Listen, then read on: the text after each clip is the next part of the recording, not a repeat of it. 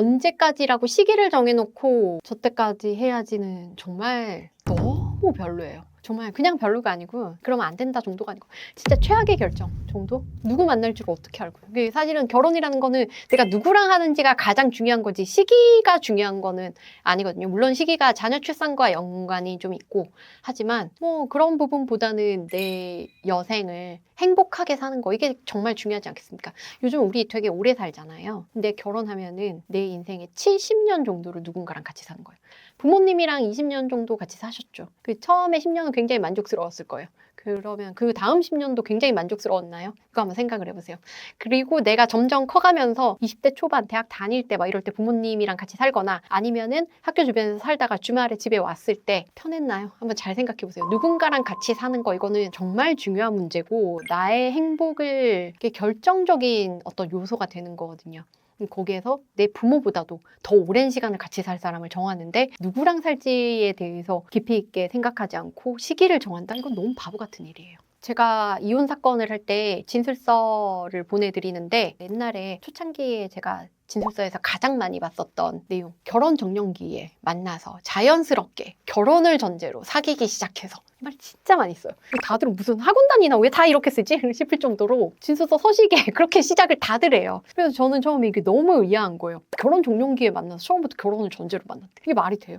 상대가 어떨 줄 알고 일단 결혼 적령기를 왜 정해놔요? 내가 결혼할 시기를 정했다는 거잖아요. 몇 살 전에는 가야지 이거라는 거잖아요. 그러니까 그렇게 하다 보니까 내가 가진 매력이 100점짜리인데 내가 상대방한테 150점을 어필을 하고 상대방도 자기가 가진 매력이 100인데 150점을 어필을 하고 막 그렇게 해서 서로 막 150점인 줄 알고 결혼을 했다가 서로 실망을 하는 거예요. 아니면 또 안 맞는데 서로 너무 성격이 다르고 안 맞는데 조건이 괜찮으니까 이 시기에 저 조건에 괜찮다. 나 어차피 이때 결혼할 거니까 그리고 그때쯤 만난 여러 조건의 사람 중에서 쟤랑 그래도 말이 좀 제일 통하네 하는 사람이랑 결혼을 결정을 해버리는 거예요.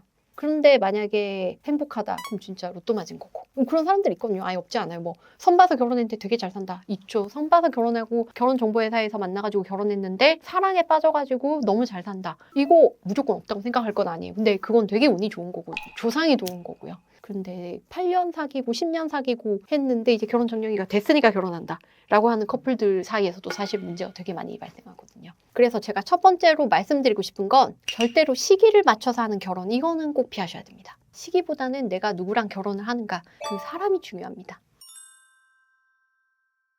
조건 보고 결혼해서 성공하는 케이스들도 있죠. 이렇게 봐야 돼요. 우리가 언제부터 조건을 안 받느냐 이 관점에서 봐야 돼요. 과거로 돌아가 봅시다. 옛날에는 집안에서 결혼할 사람을 정해줬어요. 뭘 보고 결혼할 사람을 정해줬어요. 조건 보고 결혼할 사람을 정해줬어요. 우리나라뿐만이 아니고 해외도 그랬어요. 다 그렇게 뭐 결혼을 시켰었잖아요. 그러다가 어느 시점부터 연애 결혼을 하기 시작한 거예요. 그래서 지금 현재는 연애 결혼도 하고 조건을 보고 이제 결혼하는 뭐 선을 본다든가 아니면 결정사 간다든가 하고 옛날에는 조건 보고 결혼할 때 진짜 몇 번 보고 차 한 잔 마시고 결혼을 했는데 요즘에는 그래도 그렇게 선을 보거나 뭐 결정사에 가더라도 여튼 사귀고 좀 지나가지고 결혼을 하잖아요. 왜냐면 그 폐해가 많았어서 그래요. 조건만 보고 결혼했더니 정말 최악의 결혼을 했더라 이런 케이스들.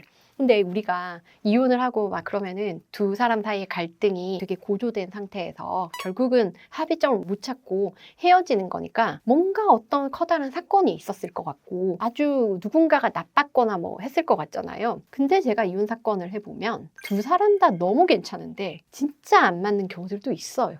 이 사람들은 자기한테 잘 맞는 사람만 만났다면 진짜 누구랑 살아도 행복할 사람들인데 정말 극단적으로 안 맞는 사람 둘이서 만나가지고 맞추려고 이 고생을 하고 있구나라고 생각되는 사람들이 많아요. 그래서 조건만 보고 결혼했을 때 굉장히 잘 살 수도 있지만 조건만 보고 결혼했을 때 이 상황이 날 수 있다. 그러니까 아주 이상한 사람 만나서 이 결혼 생활이 잘 안 되는 게 아니고 괜찮은 사람 둘이서 만났는데도 잘 안 될 수 있다. 이거를 아셔야 돼요. 그래서 우리 그런 이야기 하잖아요. 적어도 한 1년은 만나봐라. 사계절을 다 겪어봐라. 그런 과정에서 이제 맞고 안 맞고는 각자가 어떤 포인트를 중요하게 여기느냐에 따라서 이 부분은 꼭 맞아야 되고 이 부분은 안 맞아도 되고 뭐 이런 부분이 있죠. 이 부분은 좀 같이 조화롭게 뭐 어떻게든 합의점을 찾을 수 있을 것 같고 이게 굉장히 다양하잖아요. 그거를 서로가 경험해보고 서로가 솔직하게 이야기를 하면서 한번 이게 잘 맞춰질 수 있는지를 실험해 봐야 돼요. 그 기간이 필요해요. 왜냐면 우리나라는 자신에 대해서 잘 모르고 어른이 된 사람들이 많단 말이에요. 그래서 내가 연인 관계에서 부부 관계에서 뭘 원하는지를 내가 명확히 몰라요. 그러니까 상대방한테 그걸 요구하기도 어렵죠. 결혼 전에. 살아보니까 이렇더라 저렇더라가 훨씬 더 많이 나오거든요. 그래서 그런 거를 좀 최대한 솔직하게, 그러니까 내가 150점처럼 보이려고 노력하지 말고 내가 80점처럼 보이려고 아주 솔직하게 날 것으로 다 이야기를 해봐야 돼요. 실험해보라는 거예요. 결혼이 목적이면은 이거를 못해요. 왜냐면 이 사람이랑 결혼을 해야 되니까 내가 이 사람 잡아야 되잖아요. 그러니까 내가 100점짜리 인간이라도 150점처럼 보이려고 하는 거예요. 근데 결혼이 목적이 아니고 내가 어떤 상황에서 어떤 문제가 닥치고 어떤 어려움이 있더라도 같이 갈 수 있는 그 정도의 사람인가, 나랑 잘 맞는가, 내가 이렇게 이야기했을 때 저 사람 어떻게 반응하는가, 이런 거를 우리 사실은 겪어보지 않고 결혼을 하는 거잖아요. 그런 부분을 이제 맞춰가려면 내가 100점짜리라도 80점이라고 소개를 하고, 근데 상대방은 150점으로 막 보여주려고 할 수 있거든요. 거기서 이제 이 사람이 150점으로 보이려고 하는지 내가 해안을 가지고 거품을 잘 걷어내고 그 사람의 알맹이를 보려고 노력을 하고 그렇게 해야 돼요. 그러면은 일단 내가 나를 알아야 되고 내가 원하는 게 명확해야 되죠. 어떤 면에서는 조건을 보고 결혼한다라고 하면 사랑은 덜하고 감정은 덜하고 없는 것 같잖아요. 그런데 그렇게 해도 잘 사는 사람들은 결국은 두 사람 간에 잘 맞는 거고, 문제 해결 능력이 두 사람 다 좋거나 아니면 두 사람이 합의점을 찾는데 어렵지가 않은 거고, 실제로 그렇게 사랑에 빠진 사람들도 있고 하니까요. 근데 조건만 보고 결혼했다가 뒤통수를 크게 맞는 사람들이 아주 많죠. 결국에는 조건보다 가치관, 성격, 그리고 가장 중요한 거 인성, 이거 중요합니다. 예를 들면은 어떤 사람은 밥을 먹고 바로 설거지를 하지 않으면 안 좋아하는 사람이 있어요. 그쵸? 근데 바로 설거지를 안 하고 그냥 한 번에 모아서 하려고 하는 사람도 있겠죠. 그러면 그 둘은 이제 안 맞는 부분이 분명히 존재하는 거잖아요.